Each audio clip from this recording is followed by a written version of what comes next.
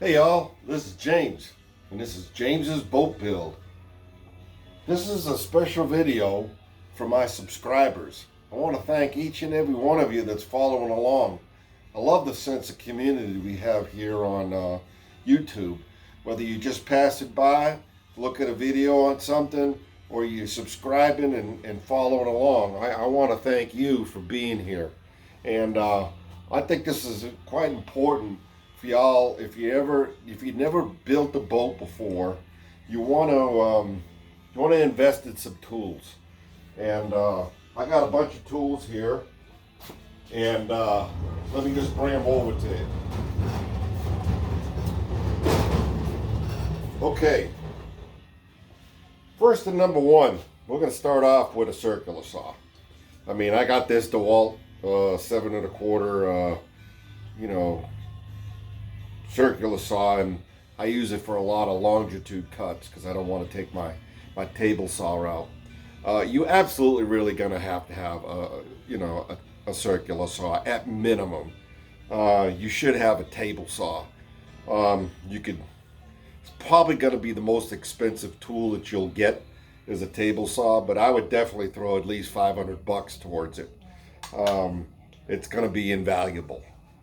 We're gonna put that down. And we're going to come up with, other than obviously having a way to cut your wood, a table saw or at minimum a circular saw, we're going to go for this. This is the Harbor Freight electric planer. It's 3 1/4 heavy duty. This is the heavy duty one. And Harbor Freight's only 1.5 miles down my road. It's easy for me to get this stuff. I don't know where you live, but if there's a Harbor Freight around you, get this. This is going to save you a ton of work. If no one didn't tell you already about building a boat, especially ply on frame construction, you're going to do some sanding. Oh boy, you better like sawdust because you're going to make some. You make a lot of it. This is going to keep the sawdust down and keep it in manageable chips. This is going to save you a ton of work. This is going to make your craftsmanship look that much better. Trust me, I know. I didn't want to buy this thing. I was like, what else am I going to use this for? Plain a couple of doors in my house that are sticking? Big whoop-de-doo. I'm not spending $50 on a machine just to do that. But, there's a lot to be said about this electric planer, and I think it's a necessity. I really do. The next we're going to go on, this is obviously another Harbor Freight tool from Braun. It's the polisher grinder. I bought the grinding attachment with 36 grit, and this is the tool that I use. This is my go-to tool. Along the electric planer is going to take a ton of material away really quick and give you a nice flat surface. This is going to come along and do that fine tuning, and it's going to take away a lot of material. You're going to use this. This is invaluable. I mean, to have a grinder. This is a 7 1/4 inch 36 pad, and you got to buy this plastic assembly. And I like it because opposed to like a 4 1/4, 4.5 inch grinder, that you'd spend.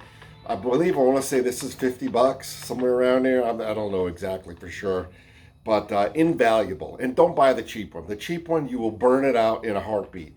The Chicago grinder polisher, no good. Get the Braun, or get the better one, the Hercules, if you can afford it. And another tool, I went with Porter Cable because I got a good deal from Home Depot. This is an Orbital Sander. I didn't get the one that has the little holes, and I don't need that because I'm doing all my sanding outside, and I wanted the whole surface to have, I didn't want the dust collection on there. It wasn't a priority for me. It might be for you if you're going to work inside, but for me, it didn't. And an Orbital sander. I can't see how you're going to make a bolt without this. I just don't.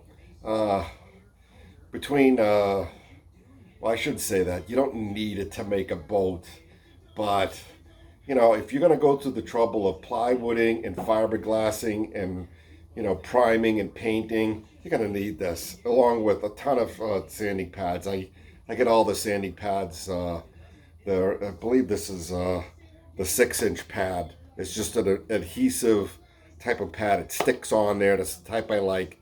I get them off of Amazon. They're like really cheap.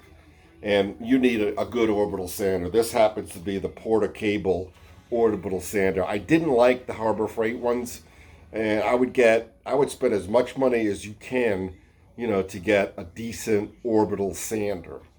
There's a few other things, and we're going to switch here. Obviously, I said that you know, you're going to need a table saw. This table saw is, I want to say 30 years old. I bought it new.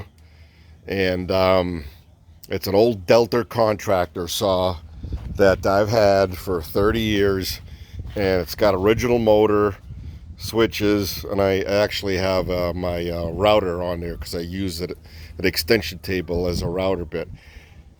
Table saw to me is invaluable.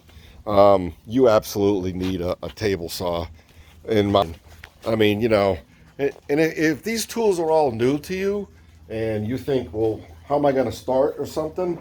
You start getting them one at a time. You know, I didn't buy all this, you know, all at once. Matter of fact, I got what is it? I got to cut some 2x4s in half. And if y'all know, with a 10-inch table saw blade, you can't cut completely through. So I ordered a bandsaw. And it was real cheap. It was the cheaper one. I want to say it's a Wen, but I don't think it's Wen, W-E-N. I got it off of Amazon. Hasn't come in yet. And I've wanted one forever. And see, my garage is pretty filled up. I mean, you know, I don't have too much space for anything. But, you know, I do. I'm just going to have to try to squeeze that in somehow, some way.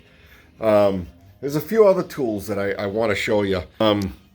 You know, the reason why I didn't get a bandsaw for the longest time is I got this scrolling saw that I would use a lot of fine cuts for. I got this little 1-inch belt sander. You know, I have a table or desk, yeah, tabletop drill press. You know, these are not really expensive tools. And the last thing I bought was this from Home Depot, the rigid orbital sander. This thing was a blessing when I was making. Oh my gosh! I mean, you know, they were coming out really professional looking because I would cut them up on the sand, the garbage trucks coming down. I would cut them up on the table saw and then finish it off on the sander. Anyway, I hope this is helpful, and this is James, and this is the Schnook by Glenn L.